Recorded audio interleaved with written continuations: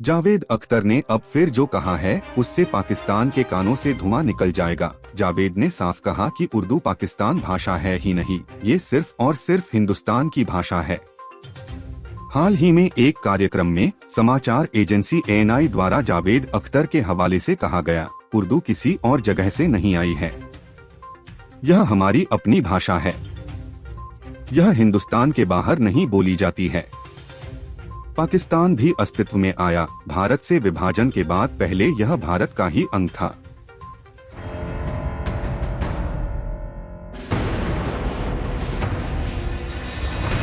The people of Pakistani occupied Jammu Kashmir and Gilgit-Baltistan should be allowed to form political campaign groups, even political parties that openly advocate the reunification of POJK and POGB with Mother India.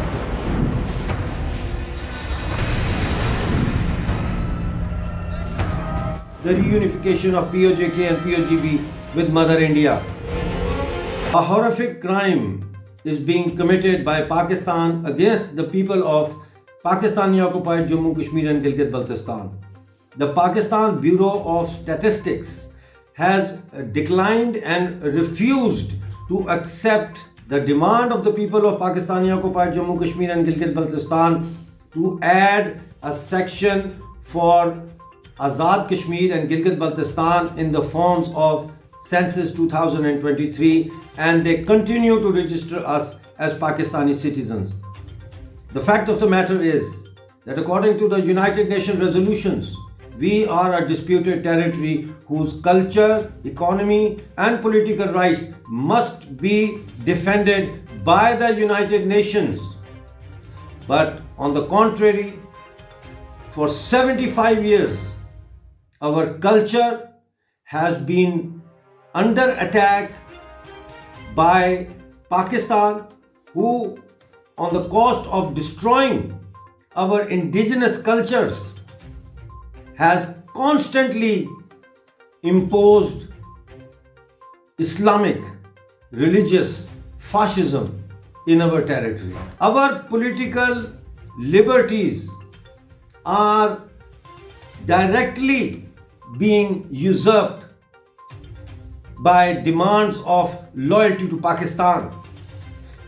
We demand that the people of Pakistani occupied Jammu Kashmir and Gilgit-Baltistan should be allowed to form political campaign groups, even political parties that openly advocate the reunification of POJK and POGB with Mother India. And not only that, we demand that the United Nations should guarantee that in doing so, none of our political activists or human rights activists will be subjugated to torture, harassment and suppression. आप कहते हैं वो terrorist है, आप कहते हैं वो मुसलमानों का दुश्मन है। अगर वो दुश्मन होता, दुनिया बेवकूफों से पीस का अवार्ड दे रहे हैं और उसके लिए बड़ा सॉलिड किस्म का नॉमिनेट है ये मोदी साहब ना। और मेरी दुआएं मोदी साहब आपको ही वो अवार्ड मिलना है, वो नवाज शरीफ साहब को नहीं मिल सकता, वो आपको ही मिलना है। अब इमरान खान साहब को गद्दार क्यों नहीं कोई कह रहा? भाई मेरे पास क्या देख लिया मैंने, को खास कोई अलग बात तो नहीं करती। मोदी की तारीफ मैंने की, पूरी दुनिया कर रही है। अब मोदी को अवार्ड मिल रहे हैं, अरब ने अवार्ड दिया उसे। अरब कोई काफर तो नहीं है, अरब भी तो मुसलमान है आपके। अरब ने अवार्ड दिया मोदी को, क्यों दिया? कोई तो बात है ना मोदी के बीच में यार, कोई तो उसकी सोच अच्छी है। देखे मैं हमेशा कहता हूँ, देखने में वो कुर्ता पजामा है और एक वेस्ट और अंदर से बब्बर शेर, जीनियस माइंड, बब्बर शेरों वाला माइंड। कैसे वो अपने मुल्क की तरक्की करवाई उस इंसान ने।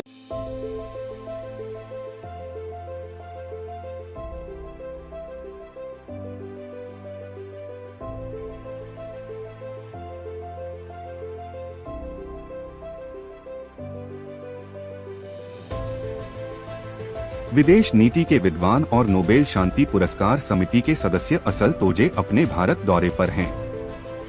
मीडिया को संबोधित करते हुए उन्होंने कहा कि भारत एक महाशक्ति बनना तय है, यह कहते हुए कि पीएम मोदी युद्ध रोकने के लिए सबसे भरोसेमंद नेता हैं और केवल वे ही शांति स्थापित कर सकते हैं। यूक्रेन में चल रहे युद्ध में परमाणु हथियारों के इस्तेमाल के खिलाफ रूस को याद दिलाने के भारत के प्रयासों की सराहना करते हुए नॉर्वेजियन नोबेल समिति के उपनेता असर तोजे ने गुरुवार को कहा कि दुनिया को अंतर्राष्ट्रीय राजनीति में इस तरह के और हस्तक्षेप की जरूरत है।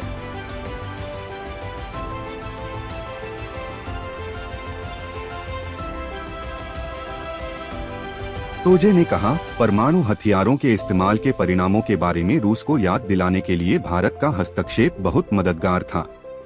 उन्होंने कहा, भारत ने तेज आवाज में बात नहीं की, किसी को धमकी नहीं दी, उन्होंने सिर्फ दोस्ताना तरीके से अपनी स्थिति से अवगत कराया। अंतर्राष्ट्रीय राजनीति में हमें इसकी और जरूरत है।